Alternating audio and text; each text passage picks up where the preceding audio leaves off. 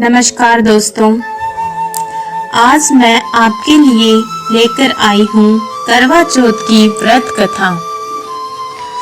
बहुत समय पहले की बात है। एक साहूकार के 7 बेटे और उनकी एक बहन जिसका नाम करवा था। सभी सातों भाई अपनी बहन से बहुत प्यार करते थे, यहाँ तक कि वे सबसे पहले खाना भी उसे खिलाते और बाद में खुद खाते थे। एक बार उनकी बहन ससुराल से अपने पीहर आई हुई थी। शाम को भाई जब अपना काम धंधा बंद कर आए तो उन्होंने देखा कि उनकी बहन बहुत व्याकुल थी। सभी भाई खाना खाने बैठे और अपनी बहन से भी खाने का आग्रह करने लगे, लेकिन बहन ने बताया कि उसका आज करवा चौथ का निर्जल व्रत है और वह खाना सिर्फ चंद्रमा को देखकर उसे अर्घ देकर ही खा सकती है। चूंकि चंद्रमा अभी तक नहीं निकला, इसीलिए वह भूख प्यास के कारण व्याकुल हो उठी है। सबसे छोटे भाई को अपनी बहन की ये हालत देखी नहीं गई और दूर पीपल के पेड़ पर एक दीपक जलाकर चलने की ओट में रख देता है। दूर से देखने पर वह ऐसा दिखता है जैसे कि चतुर्थी का चांद उदित हो रहा हो। इसके बाद भाई अपनी बहन को बताता है कि चांद निकल आया है, तुम उसे अर्घ्य देने के बाद भोजन कर सकती हो। बहन खुशी के मारे सीढ़ियों पर चढ़कर चांद को देखती है और अर्घ देकर खाना खाने बैठ जाती है।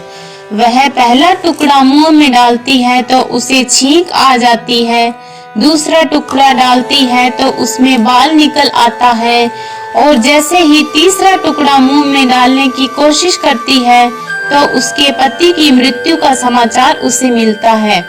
वह घबरा जाती है। उसकी भाभी उसे सच्चाई से अवगत कराती है कि उसके साथ ऐसा क्यों हुआ। करवा चौथ का व्रत गलत तरीके से टूटने के कारण देवता उससे नाराज हो गए हैं और उन्होंने ऐसा किया है। सच्चाई जानने के बाद करवा यह निश्चय करती है कि वह अपने पति का अंतिम संस्कार नहीं होने देगी और अपने अस्तित्व से उन्हें पुनर्जीवन दिलाकर रहेगी। वह पूरे 1 साल तक अपने पति के शव के पास बैठी रहती है, उसकी देखभाल करती है, उसके ऊपर उगने वाली सुईनुमा घास को वह एकत्रित करती जाती है। 1 साल बाद फिर करवा चौथ का दिन आता है। उसकी सभी भाभियां करवा चौथ का व्रत रखती है।